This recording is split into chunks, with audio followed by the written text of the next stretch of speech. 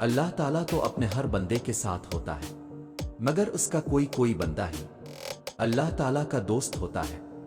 جب تم اللہ تعالیٰ سے دوستی کرنے کی جستجو کرو گے تو مشکلات کے دروازے خود بخود کھلتے چلے جائیں گے، ساری تکالیف دور کر دی جائیں گی، ہر درد کا مرہم بھیج دیا جائے گا۔ اللہ تعالیٰ خود کہتا ہے کہ میرا بندہ میری طرف چل کر آئے گا تو میں دوڑ کر جاؤں گا۔ اللہ تعالیٰ کو مناؤ، اس سے لاڈ کرو جیسے اپنے سب سے اچھے دوست یار سے کرتے ہو۔ اپنی ہر چھوٹی سے چھوٹی بات بھی اللہ کو بتاؤ۔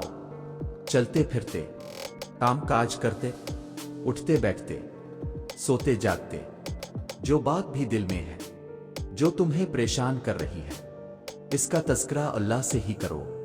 تمہیں جلد ہی احساس ہو جائے گا کہ کیسے تمہاری روح میں ایک سکون سا آ گیا ہے، کیسے تمہارے ہر سوال کو تسلی مل گئی ہے۔ اللہ تعالیٰ تمہارا دوست بننے پر تمہیں تہجد کے سجدوں تک لے آئے گا۔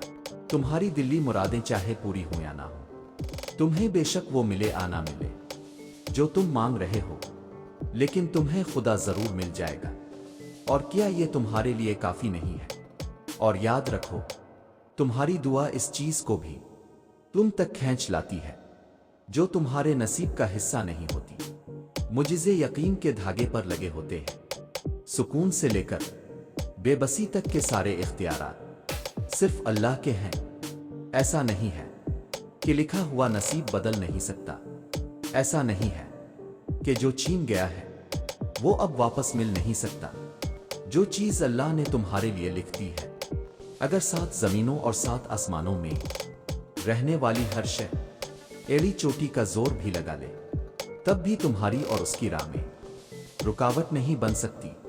اور جس کو اللہ نے تمہارے لیے نہیں لکھا، اس کو دعا کے علاوہ کائنات کی کوئی بھی چیز تم تک نہیں لا سکتی۔